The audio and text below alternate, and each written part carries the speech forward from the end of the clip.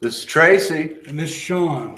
And Daryl has a habit of not being here because he's on tour. Yeah, he's in. This is Shop Talk. He's He's in Missouri. And yeah. Damn it, now I'm going to forget the name of the town. And I forget the name. He was at Bullwinkle's Bar. I told him to say hi to Rocky for us. Yeah, he's at Bullwinkle's tonight. Shit. I haven't had much going on. Let me go get, I guess we can start out with an update. Thank goodness we got a good microphone and a wide angle camera. Update. On which one? My new rodent your food automatically trap. Yeah. I'll bring it back out here so I remember the proper name. And it is loaded and live, so I'm gonna put my finger up in there. But yeah, if my A24 rat and sloat automatic humane trap, it's humane if you like them dead. It kills very quickly. Well, was successful overnight in a drawer here in our little kitchenette that the mice, we used to keep Arby's sauce, Pizza Hut packet toppings, ketchup. Yeah. The mice turned it into their smorgasbord. Well, last night a mouse decided to try this bait. And yeah, he's dead this morning. Yeah. Yeah. I'm gonna set this over on the counter just because it is live and I like my fingers unbroken. It's designed to hang on a post or a tree. If you got a horse barn, a cattle barn, because when you hang it on a post or a tree, the rat will fall loose of the trap, so it's ready for the next greedy little son of a bitch. Yeah. And your cat will come and pick the rat up, or if it's outside on a fence post, the hawk or fox will come by. Small enough that they're not Cats gonna get in it. aren't getting in it. And you mount it low enough if you're using it for that purpose so that they can't get a paw up in there either. Yeah. Now the occasional raccoon might get a broken leg or paw over that. Yeah. Maybe even a skunk might get his nose up there and get a friggin' hell of a headache and nosebleed. I'm just thinking they're smaller, and raccoons got that reach, and they're not. Raccoons aren't afraid to reach into a blind hole. Oh no. So yeah, there might be some injuries there, but they'll learn quick not to put their hand in that. But it works. My idea was put it on the side of a tree or a tree limb or even a board that you put on a 45, because squirrels prefer a 45-degree angle over any angle. And they will run up that before anything. And the squirrel's going to hit it, get killed, fall to the ground below. You can come pick them up. Just like any trap, you're going to want to check it. If you're doing it for survival reasons, you're going to want to check that sucker maybe every 2 to 4 hours. Yeah. While you're collecting firewood and stuff. Warm weather especially. Yeah, especially warm weather. You might want to make it 2-hour intervals. Yeah. If it's not warm, and you can go 4 hours, but if you know there's a high fox population, coyote, hawk, or something, you might get there and you're could have had 3 squirrels down where you only find 1. Yeah. But while you're gathering firewood or doing camp chores, that can be collecting your food, and it's good for 24 discharges. So yeah. And it's self-resetting, which is great. So you ain't got to screw around long when you do pick up your dinner. Yeah. So I thought they'd do it. You got anything? Let's see. You're usually more up on the news parts than I am. Well, hadn't been a whole lot except like local bull crap. Yeah, we had a man tased this weekend, and some lucky driver caught it on their cell phone. Yeah. The whole chase down, fall, tase. You see arms flailing out of the tall grass because the taser hit them. Yeah. That was fun. Local PD got to play with one of their toys. Yeah. Didn't they just recently get those? Yeah. They just all like. Yeah, Just like less than a month ago, Yep. Seems like. Yep. Because they all went and got certified. I'm just telling you, if that old boy didn't trip running up that hill, he had enough lead on them bastards. They wouldn't have got within tasing distance, man. He was out running them good. Well, he was a little skinny dude. And the cops that were chasing him were, probably the bigger sergeants. fellas. I mean, they were bigger. I mean, they weren't like The younger guys on the force. they may have been. I couldn't tell, but they weren't.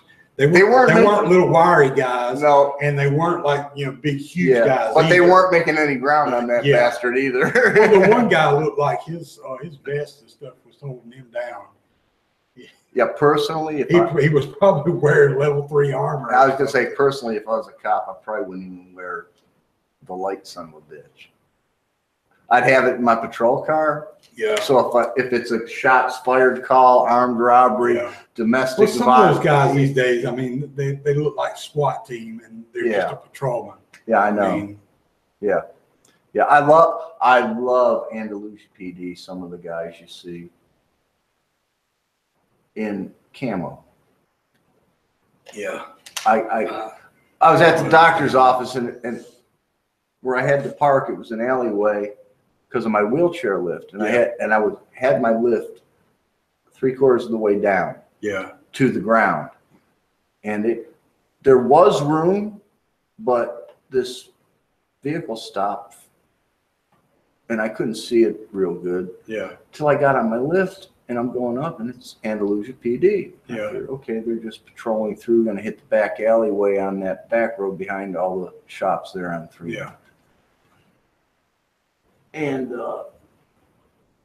so I'm getting ready to pull away, and here comes the chubby guy with the PD t-shirt and camel pants on. Yeah.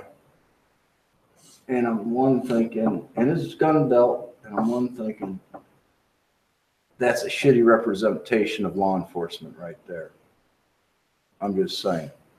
I thanked him for waiting for me. Yeah. And and then I'm wondering, why is he using a police vehicle to go to the fucking doctor? Yeah.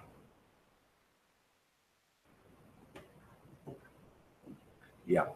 Tax dollars. Because he sustained an injury the other day. Doesn't matter. Chasing down Doesn't matter. Doesn't matter. So it's work related. Doesn't matter. He gets time off for that. He's got a personal vehicle. Yeah, he was probably doing it on our time too. Yeah. Oh, I'm sure. Yeah.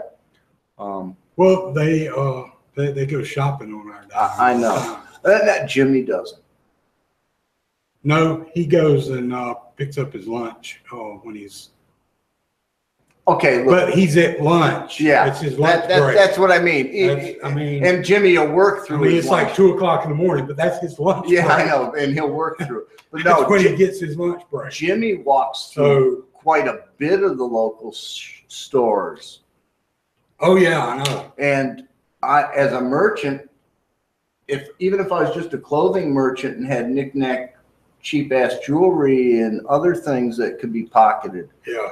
Or, that's great to have a uniformed officer just stop by at random times and walk through your business. I know some businesses might not like it, but because they cater to certain clientele, but I mean, personally, I love it. So, of course, we're a gun shop. The cops always come to the gun shop anyways, and really, if we need the cops, we're calling them after the fact to draw the outline. Just how it's going to be in this shop. And I really shouldn't have said that because tomorrow I'll have to shoot some poor dumbass, and this will be used against him. But yeah, and today, Op PD. Yeah. Kudos, traffic stop, sharp eyes, noticing passenger doing something not kosher, Yeah. and white powder on the floor. Don't they realize if they don't have a warrant, they got their registration, even if their registration is slightly out of date or their insurance just ended, Yeah. or even if they're on a license suspension, they're generally just going to get a ticket and be told, okay. No, they got to panic and try to crush the shit up and stuff. It's no. Thank God criminals ain't smart. But yeah, they got meth. And look, I'm all for medicinal use of marijuana. I don't care if you want a recreational. And I'm saying recreational if they put an age like 25 and up, because the brain doesn't finish developing till 25. Yeah. And I don't even agree with doctors giving children psychotropic drugs. Alcohol is 21. I mean, it does as much, if not more.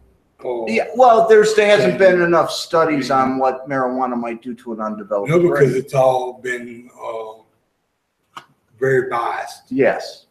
So there hasn't been a good one. Legit, it's either been all study. Totally against marijuana use or all so for it that they make it sound like it's safer than drinking Michigan tap water, which it probably is. There's a lot of things. Sucking on your tailpipe is probably safer than drinking Michigan tap water. Yeah. So I'm not, I'm open to the recreational use as long as it's, got a decent age limit and they nail the frig out of guys selling it to underage,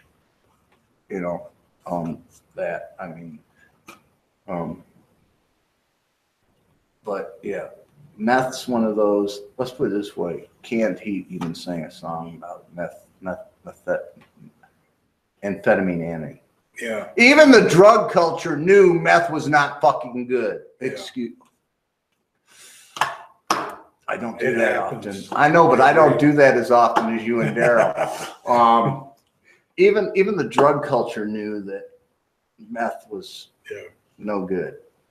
It's just. So when the drug culture says, this ain't good, it's time to. Well, I mean, we know too many people that are tweaked out. Not as big of a problem up in New York where I'm from. I'm talking about people that we've encountered around here.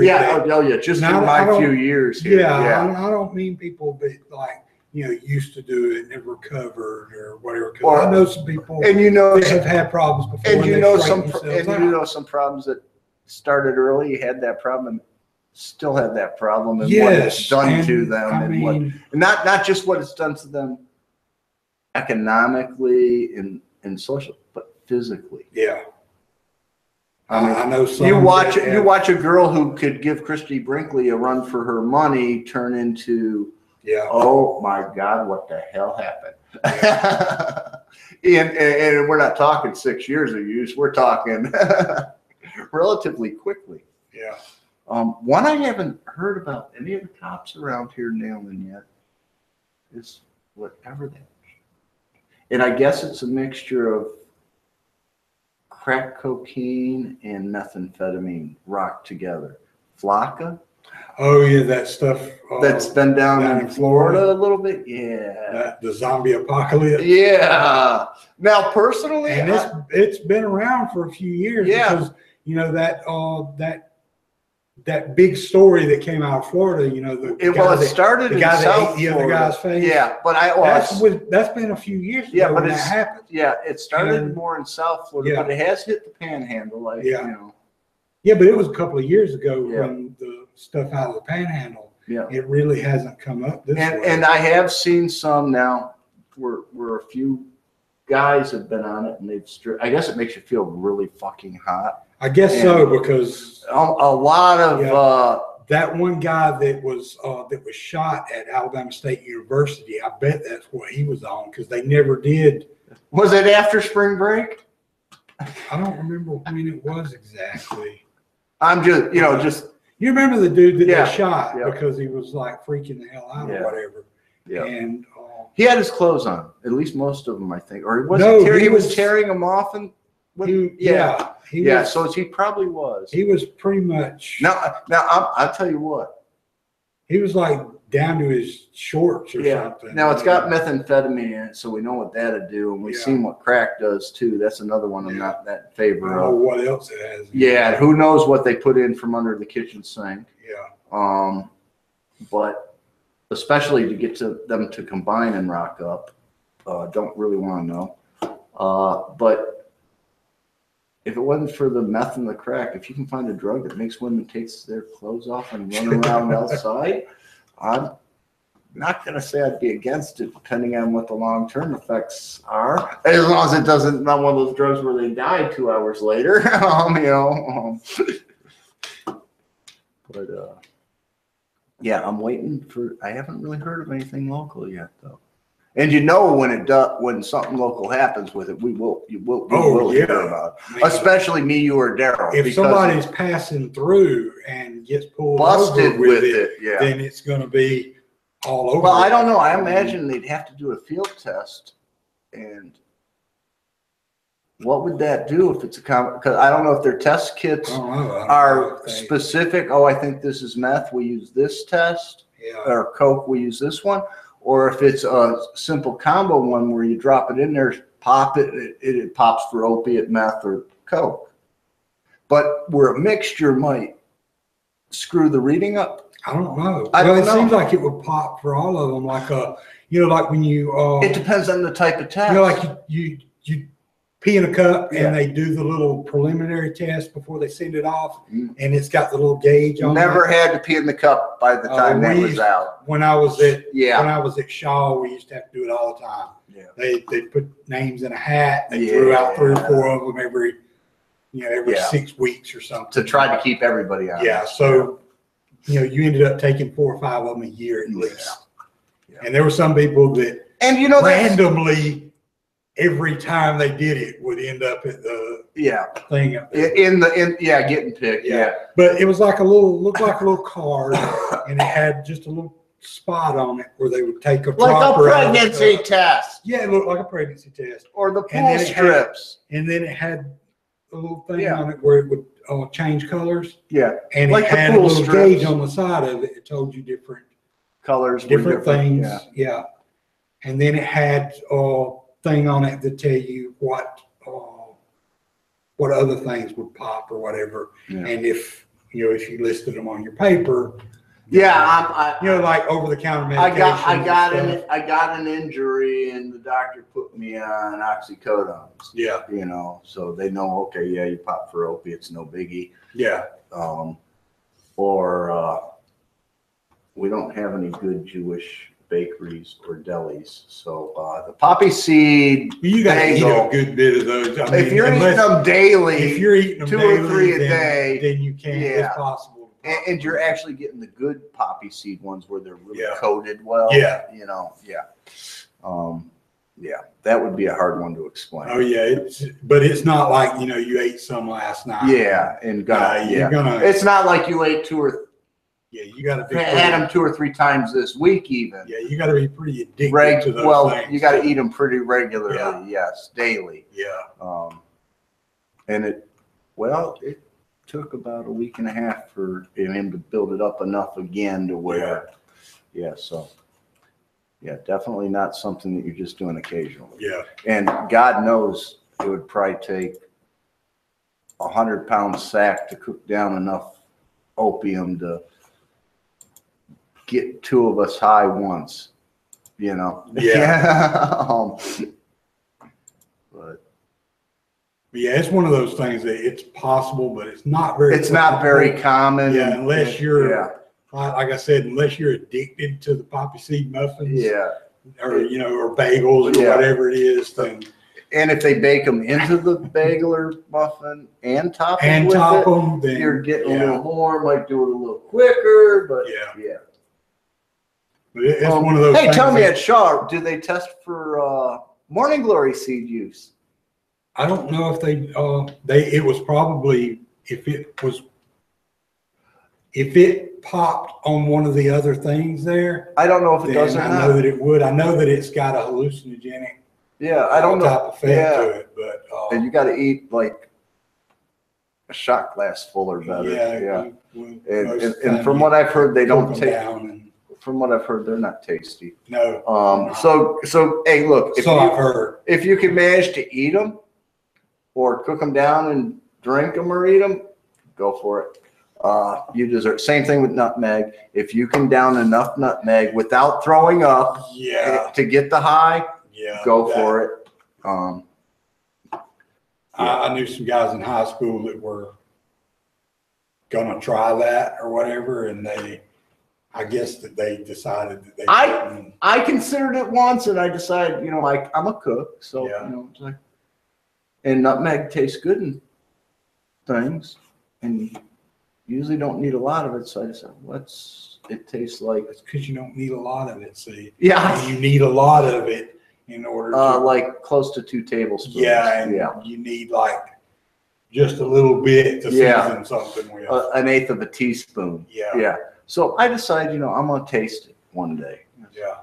This stuff ain't too bad. Yeah, and that's what it was. It was like, it's like your mouth turns inside out and then folds up on itself. You tasted it too. That's like, well, we're gonna taste this shit first. Yeah. No, that high ain't gonna be worth it. Don't give a shit how good it is. Yeah, it's not. Yeah. But yeah. Oh. An irritation of mine, and kind of informational. Don't yell at us little tiny gun shop things. Yeah.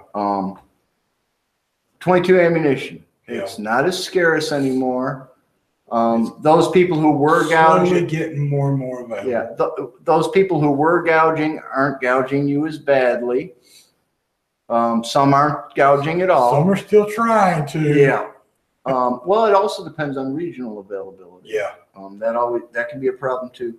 But a good example of why you can walk into a gun shop like ours, which is just 2 guys. We got half our lights off. I mean, I need to cut back expenses. Electricity is one of those places. Well, it was brighter earlier today. That too, yeah. It's raining. It started raining. But the AC, instead of being at 76 or 78, has been moved up to 80. Just trying to save a few bucks, but guys complain about our ammo prices. Yeah. Okay, I got a great example here. A couple weeks ago, I got a flyer from my distributor, and it had from one of them. It had multiple. It had federal. 22 ammo in theirs was even a lot more available. Yeah. It had Aguila. I don't mind Aguila. It's not that bad. It's I find it to be just as good as anything made here in the U.S. Well, this one is Aguila primed. They're standard, so it must only be their higher end stuff. Yeah. But anyways, this is just Aguila. They call it super extra, but it's just standard velocity, which means it's technically should be subsonic, but pushing right at the edge.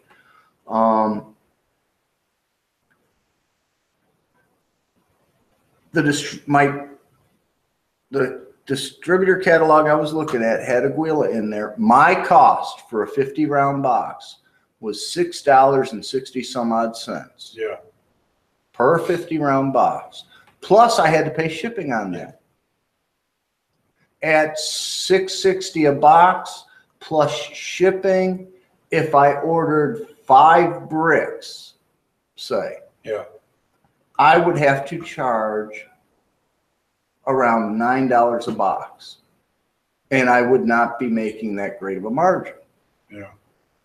It's just the facts of the math, man. And a 20%, even 15% margin probably at $9 a box after shipping to cover shipping costs. And 15% margin, you just ain't going to pay all the bills if that's all you're making. And generally a small shop like ours, we don't get much more than a 20 to 25% margin on most everything we sell anyways. Yeah. But anyway, so I have to pay $6 something a box for it plus shipping, have to charge $9. Guys complain, where's your 22? We bring the 22 in, they see $9 a box on a Aguila, and they say, well, I can go to Walmart and get Federal for $5.50. Yeah.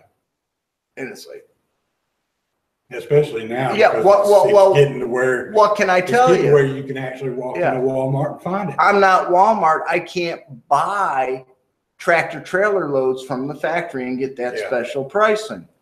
Plus Walmart's its own distributor, so shipping costs are spread, and they have huge amount of product line, so its shipping costs is spread out. Over everything in the store. Paper products cost nothing to ship if they're napkins or toilet paper. Well, toilet paper does because it's bulky, but certain products cost almost nothing to ship because you can fit tons of them in a box, small box. And it's still light. Ammo, yeah, you can fit tons of 22 in a small box, but it's heavy as so we can't compete with that. And then I go to a neighboring town and I have a little time to kill, so I walk in the hardware store, which also has an FFL and sells guns, ammo, and they have a nice tackle. Yeah. Good fishing tackle. Matter of fact, next time I'm planning a trip, I might just have to drop there a week before and buy some stuff. Their prices are nice on it too. But so I pop into the local hardware store and I find them selling Aguila, the same stuff I got to pay $6.60 for plus shipping, for $4.20 a 50-round box. Yeah. That's $2.40 less than I can buy it for before shipping. Yeah, which is huge because you look at the prices on most of your ammo that Walmart carries. Walmart's a little bit cheaper on it. Yeah. Because, you know, the buying in bulk. Yeah. But it's not that much. No, it's not. It's pretty much to where most people, if they're already here, they're going to buy it there instead of driving across town to Walmart. Because unless they happen to be going to Walmart or the other side of town anyway. By the time they drive to the other side of town, they've already spent that little bit of difference. Not to mention especially if they live south of here, 30 minutes there, 30 minutes back this way. Yeah. Forget the gas, it's the time. Yeah. Well, with time and, gas, both. Yeah. I mean, it's usually a few cents to, at the high end, maybe $1. I mean, $1.50. Yeah, for a higher end ammunition, it may be $1.50. Yeah, Fusion is one that Walmart can eat us up on. Yeah, $1.50 to $2 sometimes. Yeah. But it's not that big of a difference. No, that's a huge difference. $2.40. Yeah, compared to what I can buy it for. Yeah. Okay. By the way, hey guys, anybody locally, I do got the wheel on the shelf. You're not gonna like the price. And I'm not telling you where I got it. But I was really upset when I walk into a small town hardware. Yeah. And it's like, who the hell are they getting? That seems like a really good price to me anyway, though. Well, I don't remember what. They even had Federal target ammo, some CCI, some of the higher end stuff that I like. Yeah.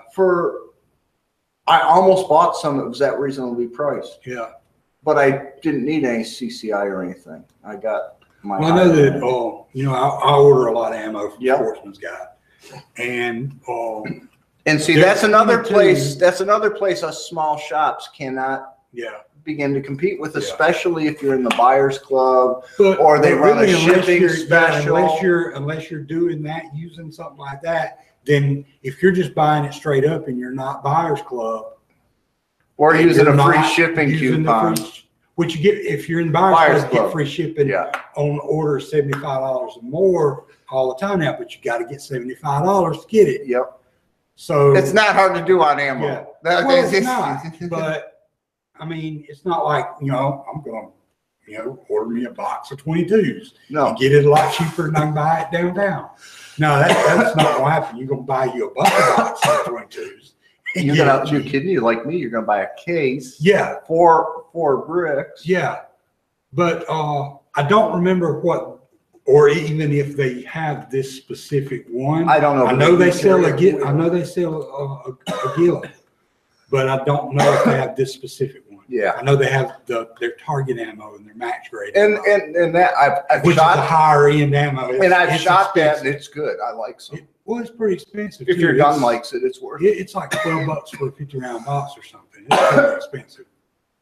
And I don't know what this is, because usually what I get is the Federal Blue Box. Yeah. The Remington. I don't remember which one it is. It's like, I think it's the Golden Bullets come in the in the car, the 100-round little plastic. Coming, Yeah, I know what you're talking about. I'm not a Remington. The little plastic thing that you can reuse. Yeah, which we never end up doing. Yeah. I do though. I do because when I buy, if I buy bulk. Well, I've got a bunch of old things like the buckets of bullets and it's nice for the range. Not bricks, but the little block packs. Yeah. And so I'll take those and refill them with those. I'll take them and save them because I'm the asshole who will buy that target. Yeah. Get my scale out and weigh each one and divide them by weights.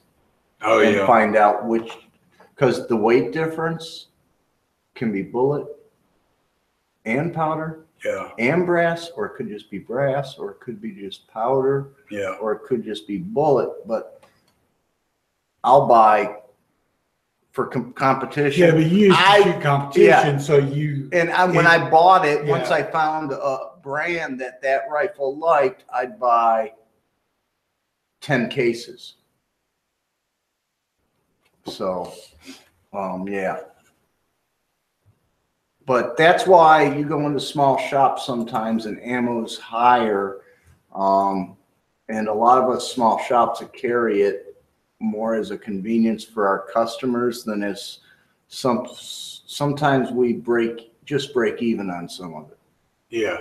And for a while when 22 started going crazy, we never raised our prices in here. No, it just didn't. Until our distributor did, and then it was we just couldn't get it. Yeah. No matter what we wanted to pay. When you did, if you had a couple of boxes, it was still reasonably priced. Yep. Well, because sometimes the distributor will only let us have 5 boxes. Yeah. And you had some crazy brands too. Yeah. I remember whatever. I got a box of something at the house that it was in a camouflage box. I don't even remember one of my rifles was shooting it, the other one won't. You sure that wasn't Wolf? No, it wasn't Wolf. It was like who knows? We get. I don't. I seen one at that time. It's just in a camouflage box. And it's got a little red oval on it with the name. Yeah. But I seen one I haven't seen. One of my rifles won't cycle it. Yeah. The other one I'll shoot it just fine, but it shoots in my revolver all day long. Yeah, you ain't kidding. And I got one of those. Actually, I got a couple of them. It also shoots in single shots all day long. Yeah. Or bolt actions. Yeah. Well, I don't have a bolt action right now. Yeah. So. I prefer a bolt action. Yeah. It's just, I'm a target shooter. Yeah. But I noticed a brand I never seen. I asked them there, but they had no clue about it. Yeah. It was C1 or something. It was in a black box with a red C, and the number 1 was the bullet. Yeah. It was, yeah. I didn't buy any. I almost did, but it was kind of priced like closer to a premium. Yeah. And I'm like, something I ain't never heard of or seen in my books that I get as a dealer. Yeah, and I haven't heard of it in any of my, because I don't shoot competitively anymore, but I still do check out those forums and pages now and again for my rimfire, and I haven't seen or heard of it there. So I'm like, nah, I don't think I'm going to waste $15 for a 50-pound box. Yeah. And not have any clue on what it might be or do. Yeah. And it wasn't marked with the velocity on the outside. And target shooting, that's a big thing. Yeah. With 22s. So. But yeah, so just so you guys know, yeah, we're not trying to gouge you on our ammo. It's a lot of times it's more of a convenience for a small shop. Unless you're the only game in town and Walmart's 2 towns away. Yeah. You know, then we might make a little more profit because we're selling a lot more. Yeah. And we're ordering a lot more. Yeah. I mean, and more often so we can put it on with other orders. It's a numbers game. Yeah. And every now and again we will take an ammo if we can get. Well, a lot of times the ammo, like here, the ammo isn't really a push. Ammo is because it's a convenience. Yeah, and also because or we'll carry something that Walmart don't have. Yeah, certain things is stuff that that customers have asked for. Yep. And so you start carrying it because that's what they want. That's what these guys, several people hunt with that. Yep. Walmart won't carry it. Or they got that oddball caliber. Oh yeah. And we'll get it. We'll also carry a lot of oddball calibers when we can get them, and some obsolete. I mean, we got a box. We got a box of ammo up there. We can probably sell for $200 friggin'. Yeah. I mean, if someone had that gun and really wanted a box of ammo, especially a vintage, that was the last commercial production run of that ammo for that company. Yeah. I mean, and there has been no more made since. Yeah. So if you really want to shoot, or you just really want a box of ammo just in case you need to shoot, you're going to pay. Yeah. And that's one that, compared to what it cost originally, but we're going with what is market right now for that. Yeah. So. Well, that's more of a collector thing. That would be now, yeah. Because one day someone's going to walk in here and just have to have that box. Well, we got 2 boxes of it. Yeah. We're debating on whether or not if someone comes in and really wants them and buys them both, if we're going to sell them both. And then it's going to be a fight when we do finally close the shop. Who gets them, me or Daryl? Because it's that rare. And a lot of times, if we get an oddball rifle and we can get ammo for it, we'll add, say, 2 or 3 boxes to another ammo shipment, put 1 box out and set 2 boxes back and sell it with the rifle. Yeah. Matter of fact, we got. Because there's rifles like that Carcano over there. Yeah. That if people don't know that they can get ammo for it, they're not going to buy it. They're not going to buy it. And they don't. They don't even know what it is a lot of times. Yeah, we got 2 boxes. A lot of guys will come in here looking at it, not knowing what it was. 2 boxes and 3 stripper clips for it. I mean, so you're good to go. You can go hunting tomorrow. Stripper clips are actually harder to get than ammo. I know, and it's because of the type of stripper clip. It's easily damaged. Yeah. More easily than others. You can't hurt a grand clip. I don't think you can hurt one of them grand clips. It can hurt you. Yeah, it can hurt you. Going in and out. Yeah, but see, that's why you got a buddy. Yeah. When yours goes ping and the other guy sticks his head up, your buddy goes, ha ha, poop.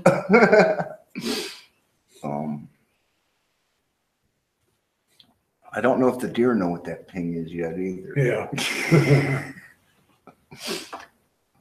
I just can't see myself lugging a grand around deer hunting.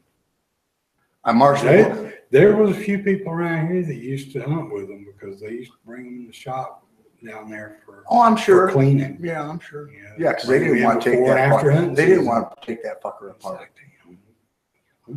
Yeah, and they got one that's freaking mint condition. They were more reasonably priced back then than they are now.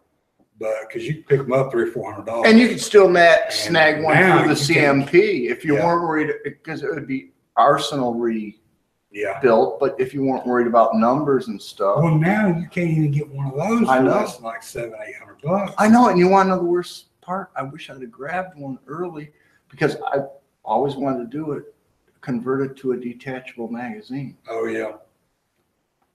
You know, one for round capacity, two, I just think the M14 was it wasn't as bad as a compromise as the M16, but I don't see why for the little bit of lead, brass costs, and weight you saved, when you're issuing them a rifle that weighs just as much as the old rifle, that you just didn't improve on the grand and keep it 30-06. Yeah. But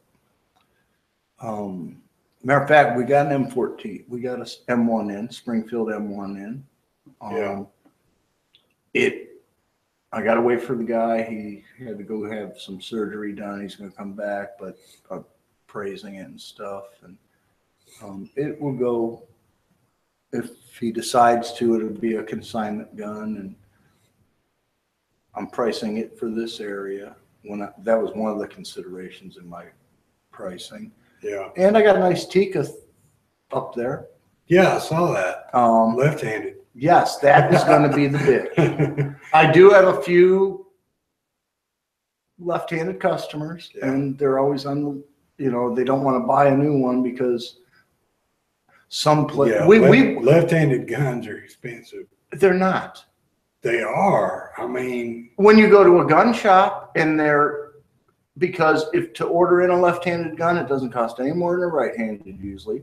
They used to, because not as much anymore. Shoots left-handed, and he has always had to pay a lot because he. And you want to know one of the reasons? Because the left-handed guns are usually of the same model, are usually the higher up. Well, the thing is, you don't just go and get one off the shelf. That's what I mean. You have to order it in, and so you're going to pay full price for it. Yeah. Whereas the other one, they've got 100 more of them sitting in the back. They might want a special a left-handed gun now you might pay an extra $20 to $50 from the distributor. Yeah. But it's not as bad as it used to be. But the problem is to have one sit on your shelf in say 270. Yeah. Sure as shit. And you get a Ruger A-bolt left-handed in 270. Sure as shit, the customer's going to want to come in. They're going to want 270, but they're going to want a Weatherby or a Remington 700. Yeah. And quite honestly, I could call my distributor, and they may not have any left-handed. They may be out for the year. Yeah. In that make and model. Yeah. But you can't talk them into the Tika. Yeah.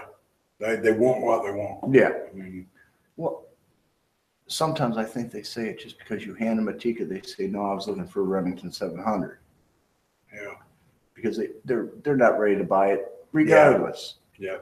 But yeah, to have a left-handed gun sit on your shelf, you're either going to take a loss because it's sitting there, money you're not reusing for 9 months, a year, 2 years, 2.5 years. That thing right there. Don't even get me started on those. And we got boxes full of reloads for those. Yeah. Don't even get me. Yeah. That's why they always look like they're cool. Because I've actually seen people buy those things. They don't, not very often, but I've actually seen people buy them. And that's a distributor I'd like to firebomb. Yeah. Because of how they did us.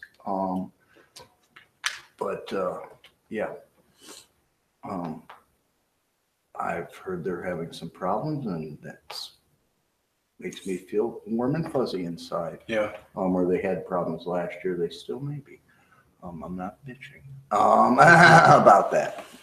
Generally, if a distributor's having problems, I'm not happy. Yeah. Because that means fewer distributors. That means less competition between distributors. Yeah. It means less better Well, some pricing. of the ones that have gone belly up were the bad ones lately. anyways, were they more expensive?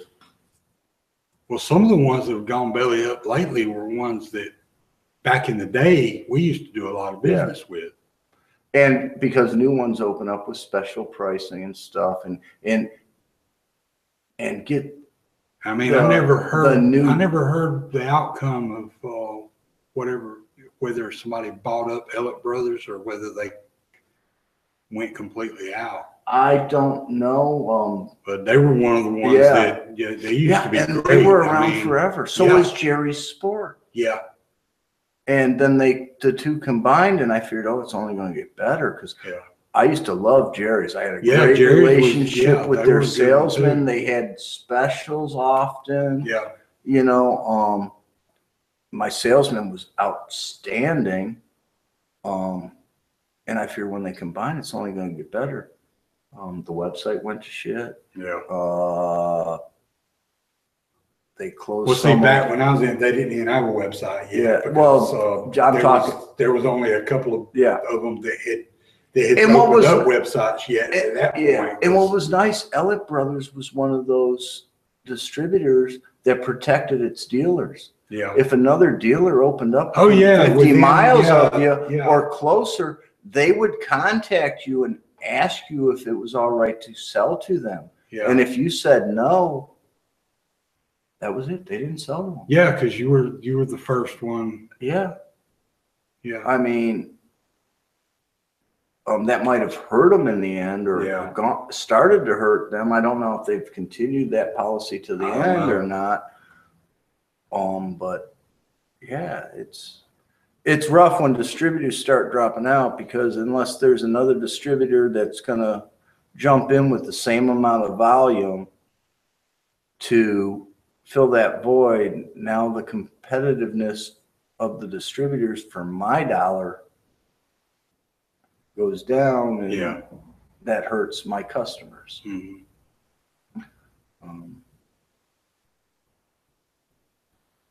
I don't even know what time we need Daryl here to fill that dead air. Yeah. That's what I forgot. I was going to try to get him on the cell phone for tonight. Yeah. What time zone is he in right now? Because Central.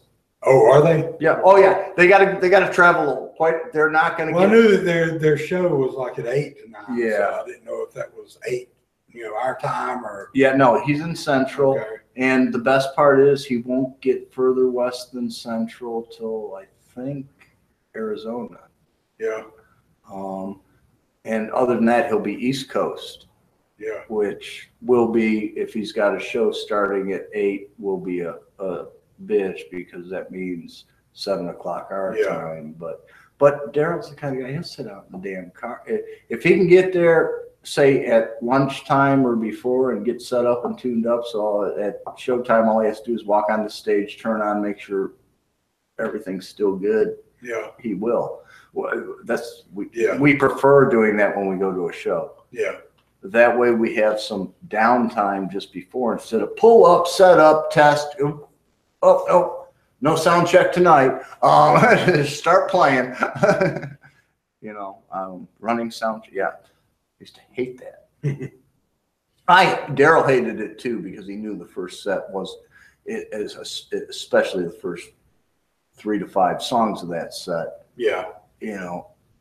Especially on the vocals, even more so, because we'd have 2 vocalists sometimes. So, if I didn't also depending on how the acoustics are in the room. You get the room full and everything sounds different than it did when you checked it. Well, no, that happens anyways, because when you sound check, there's few people in there. The first set or 2, there might not be that many people in there, but by the 3rd and 4th set, now it's changed again. Mm-hmm. That's why I loved it when I went to the wireless computer. Yeah. I'm not, besides the fact I damn near have the same control you do in a recording studio. Yeah. That was great. Yeah. Not being limited.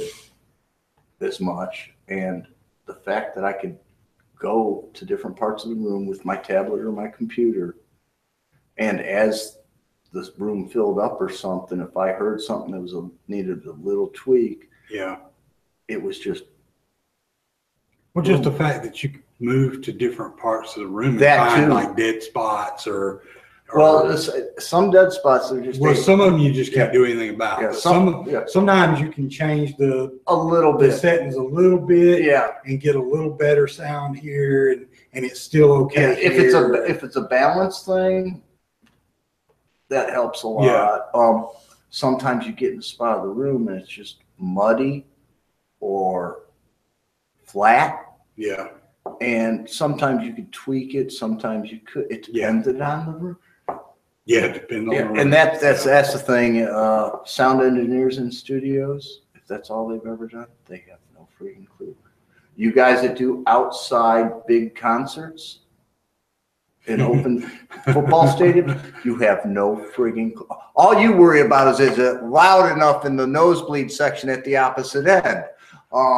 Yeah, you have no clue what it is like being a specialist. When you're in a different, there were in a different place every week or every night, then it has to change. Every night. When we had a show. When you're setting up the same auditorium every day. Or an outside football stadium or baseball stadium, it really don't matter outside. You can't do a lot with the outside. There's nothing to bounce off of. Yeah. There's no absorbers anyplace. But well, if it's been designed for that, then it's somewhat if it's an contained. Outside amphitheater type setting, it's somewhat containable.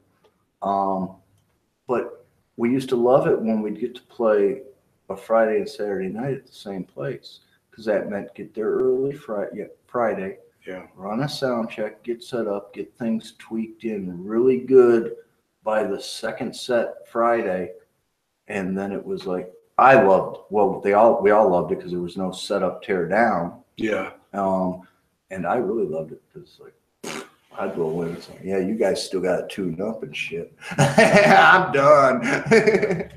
But there's been a few times where we'd have a Thursday show at one place. Yeah. A Friday night show at another place. A Saturday afternoon show at one place. Yeah. And a Saturday night show someplace else. And because some of the guys worked, that Thursday show we had a different bass player, or a different drummer, or both. Yeah. And that afternoon show Saturday would be different yet again. Because see, what was nice about the computer, I could save settings. So when we went back to the same bar, boom, I hit a button, I'm done. If we had a fill-in bass player for some reason, okay, I just take it and put a new one up for just the bass and set him up. But by jumping from 4 different venues and sometimes guest musicians, and having to do 4 or 5 musicians that I've never run sound for before, so I have no idea what their tonality, how good of equipment they're even bringing to run into my stuff. Live sound traveling band guy. You got to be, and I've only been doing it for a very, very short time. And I have been lucky enough to be complimented by a couple studio sound guys. They heard a couple of my live recordings, and one of them was at one of our shows. And I've been complimented by other artists, and some that were a step or two above where we were. Almost every venue we played, the venue owner, oh my God, you guys are great. Best sound we've ever had. And there's some venues that actually have to hire out sound for some bands, and they have actually hired us back to run sound for some of their other bands. And even those bands are like, oh boy, we sounded better than we ever have tonight. And they knew where it came from. Yeah. You know? So yeah, it's that it was surprising to me because I'm always like, nah, it didn't sound good, or man, I could have done better tonight. But you get compliments like that, and finally, I used to have to do this to Daryl when Daryl first started singing again. Yeah. He hates his own voice. Yeah. He's gotten used to it. I made him sing and record it and then listen to the playback. A lot of people are like that, though. Yeah, you're always more critical of yourself than others. And finally, other people started complimenting him on his singing style too. Yeah. And he's finally become comfortable with it. Yeah. But I was the same way with my sound. I just was very uncomfortable because I was so new to it. Had no background in it, not even educationally, not even short of electronics. Yeah, I know what a sound wave does. It's the same thing as any wave, but you know, so well, that's a foundation, though. It is to understanding the principles. Yeah, it is, and that's and what's nice, I came into it understanding the principles, but not being either going to college and only getting studio sound shoved in your face and studio sound time. Yeah. But so I didn't get that. And you can fall into certain mentalities. A guy who's went to college to run studio sound can't necessarily do a live show for shit. Yeah. And I know some studio guys that when they were starting out went from live sound to studio sound and tried to go back a little, and they just couldn't pull it off as well. Their ear got too used to things being too perfect. Yeah. They didn't have to worry about mic bleed, monitor feedback. Yeah. Dipshit performer that doesn't have microphone control. Yeah.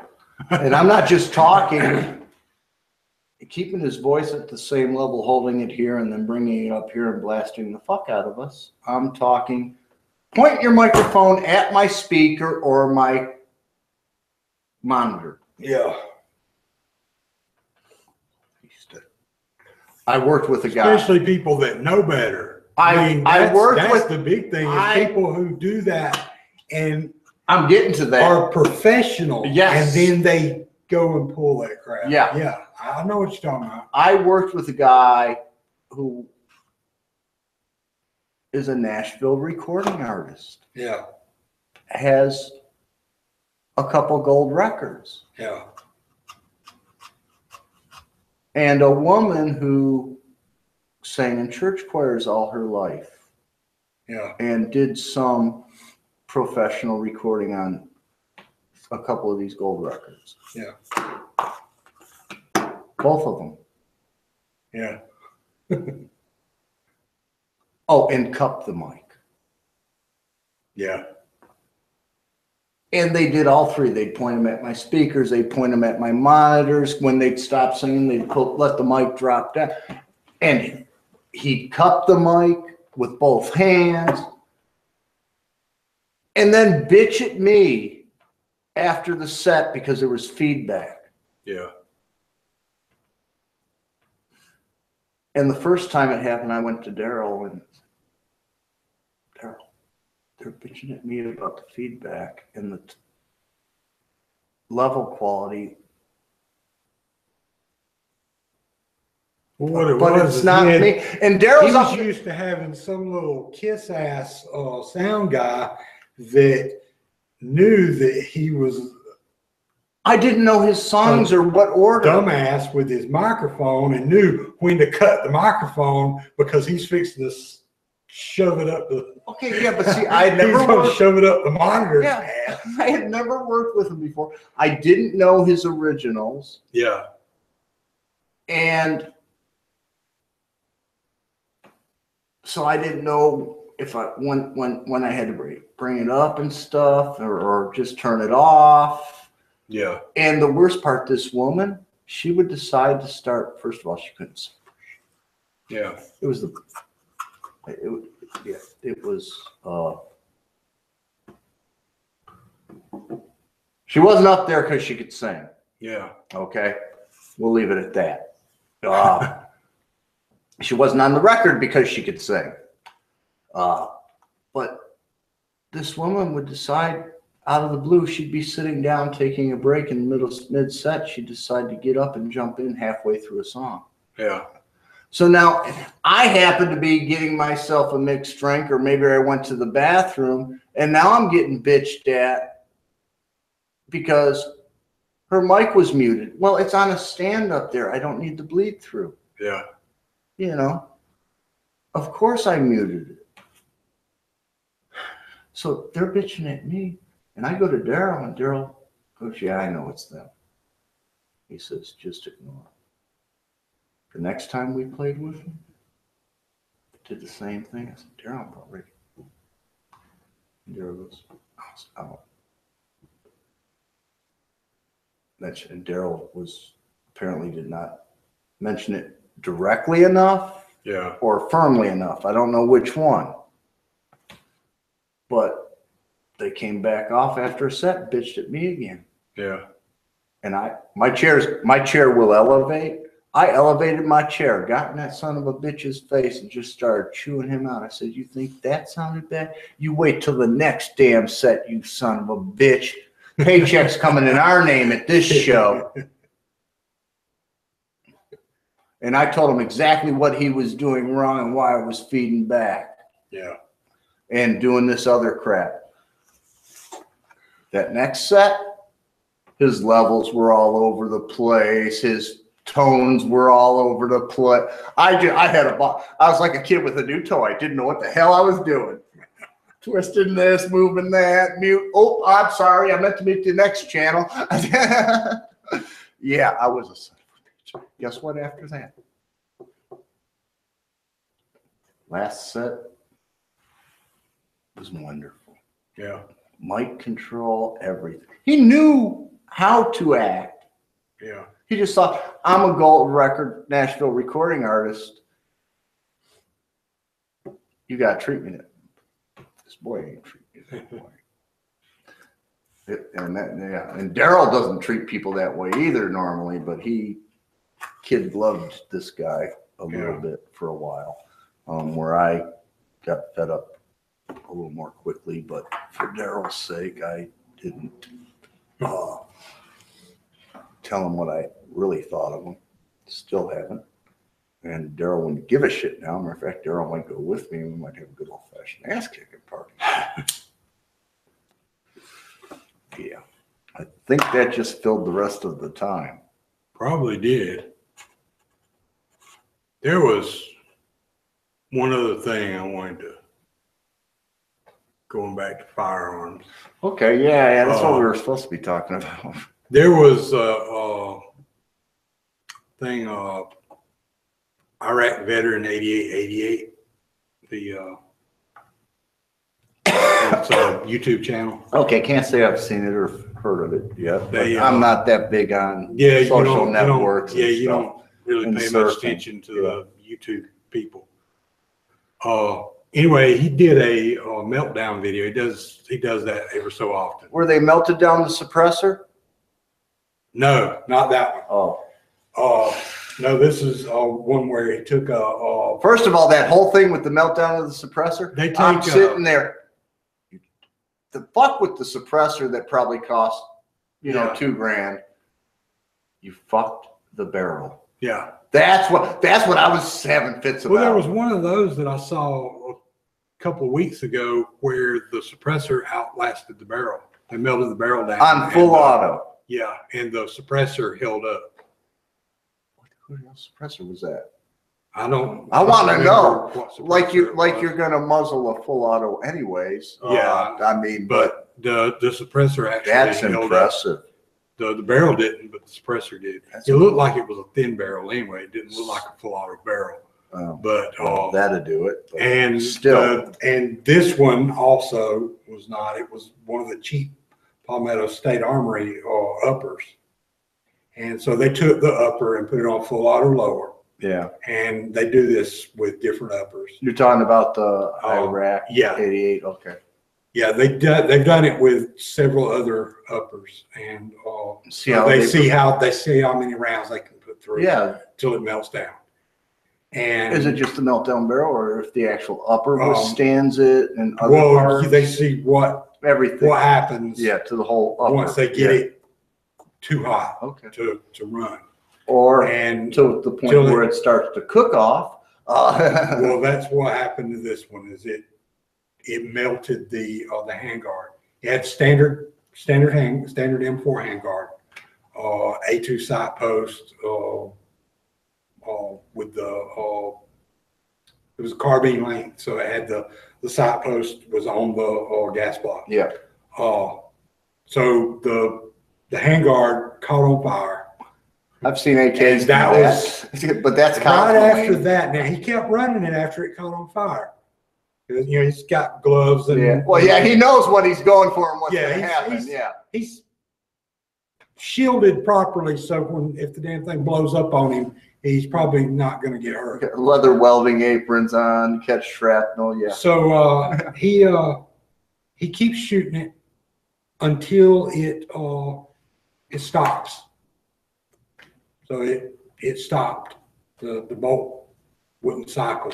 He tried to clear it out. He tried to clear it a couple of times. They melted the gas tube. He got it. Yeah. it would not even. It wouldn't even. Like it was not going anymore at all. It was like you couldn't even single shot it. They do weld the bolt in? No, but the bolt was not hurt when he took it apart. Bolt wasn't hurt. It just had a little carbon fouling on it, but bolt wasn't hurt. I would have liked to have done a hardness test on the lugs after that. Now that could have been the case, but at just inspection, it didn't look like it was overheated or anything. Gas tube was completely just fried. Yeah, it was fried. And the handguard was non-existent anymore because it was all melted. It was on the floor. It was on the ground. Yeah. Part of it was on his glove. Yeah. And the barrel was bent a little bit, but that was probably from where he threw it down. Because when he got some on his glove, he had to get rid of the gun. The glove was hot. Yeah. So he threw the gun down, and so it when he threw it forward to get rid of it, it probably bent the barrel then because it was so hot. Yeah, it probably bent it. But it was like 450 rounds at full auto. That's not a lot. But also there was 2 60-round drums and a 60-round magazine that he put through there. If he kept doing just 30-round mags, it probably would have lasted. It probably would last because every time he changed magazines, just that short amount of time, he was quick changing too. It cools down. Yeah, every time he changed, you'd see it cool down quite a bit. Oh yeah, you see the red. Because it would go from red down to a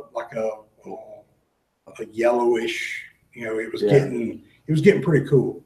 Yeah, and but then when he went with the drums, it was not cooling down much at all. It was staying a reddish orange in between drums. Yeah.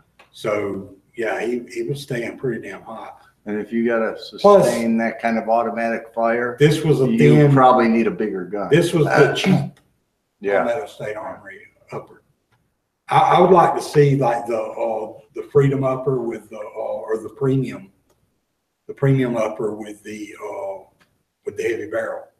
I wonder how the Black Rains we move would. I don't know if they've ever done one of those, but That's a little expensive. They've done things that had cold hammer forged barrels and stuff like that. Those usually hold up to like 1,200, 1,500 rounds, and they put them through just as fast as they can. Oh, I know. Yeah. So it's like this is probably you're never gonna do this. Yeah. Yeah. I mean, even in heavy battle. Well, even in a heavy battle, if you was doing that, you're gonna fuck your rifle. Yeah. I mean, if you're putting a couple of thousand rounds through it without a break, then you're gonna fuck. You done found yourself in a fucked up situation, and there ain't no naval gunfire or air support. Well, a lot of the higher end stuff that they've tested has been like, I don't know if they've had one go over 2,000 rounds. No, that's tough. I mean, let's face it. I was going to say, guys in World War II have managed to melt those down in battle. Yeah. I mean, that's why they changed the way they do, and you carried an extra barrel. Hopefully, you got a chance to change the barrel before it got fully cooked. That's why also one of the old ones were water cooled. No, the original. The original one was water cooled. Yeah. Well, there was a few other guns that were water cooled. Yeah, but see, water cooled came after that. And you want to know what's funny? They never worked any better. Yeah. That's because they didn't change the water. After a while, boiling water's running through your system. Yeah, that or it's boiled dry. Yeah. There's that too. And they even made some that were designed so you could use like any available water source. Well, guess what? A mud puddle eventually it's going to go dry. Two, you're sucking shit up that's not conducive to keeping the pipes clean. So, I mean, if you had a radiator to run it through, was running coolant, instead of or oil, instead of water, then you might stand a chance. But I could see that on a vehicle mounted. Yeah, that would be something to think about. A little electric pump, little radiator, electric fan, and run oil or coolant. Yeah, you could. Shit.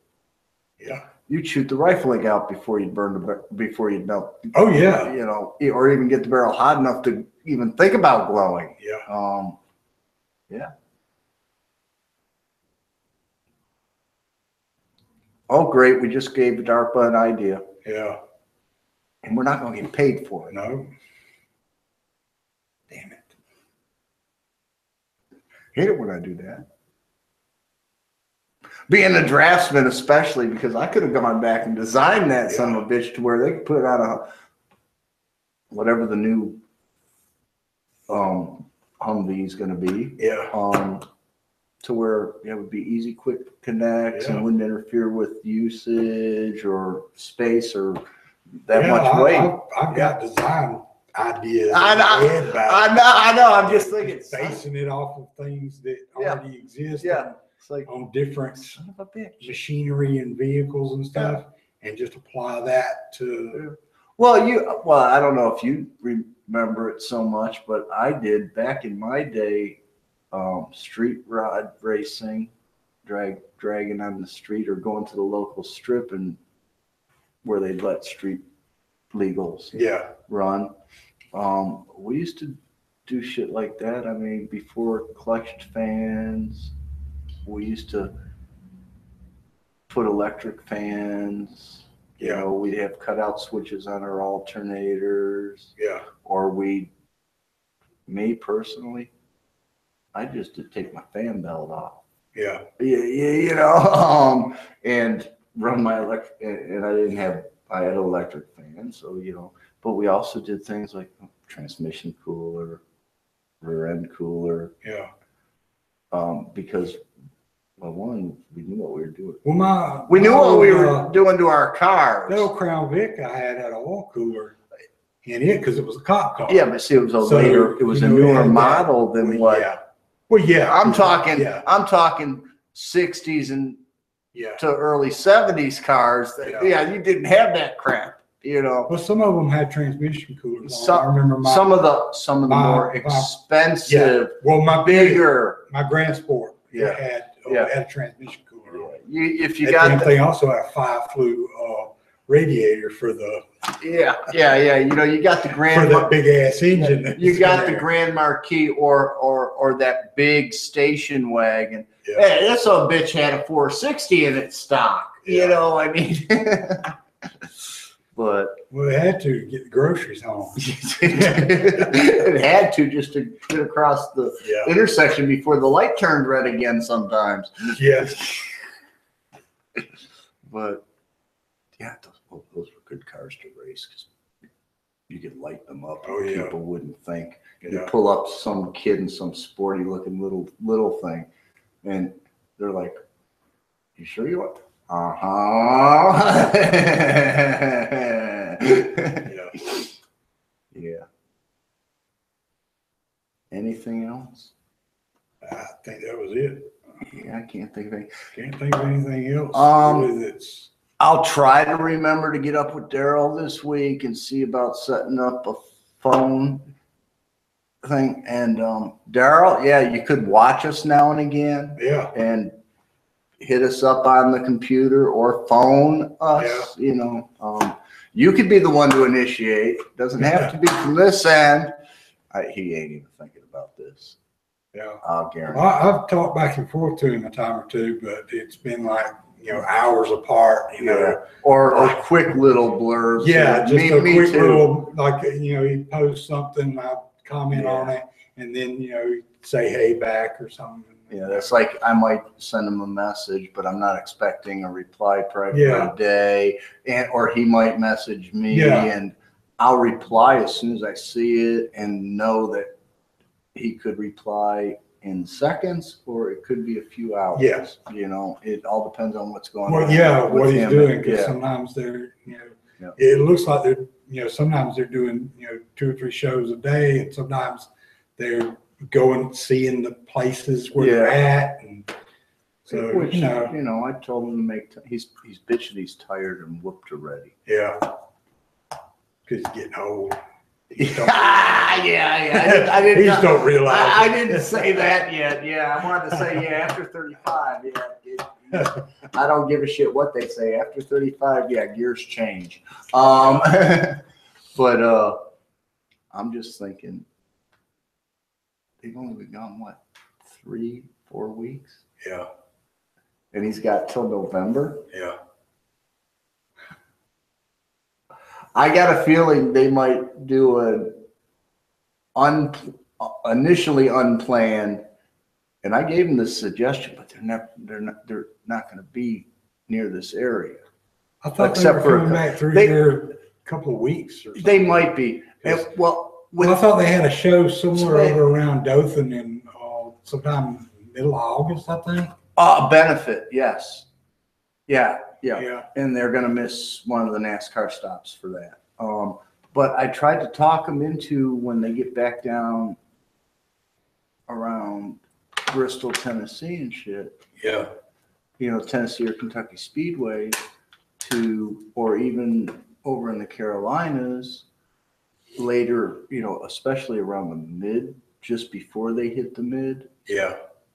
Part of the trip that y'all might just want to say, screw it, come back home and rest good for 2 weeks. Yeah. Or skip a weekend and rest for 2 weeks straight wherever you're at. Yeah.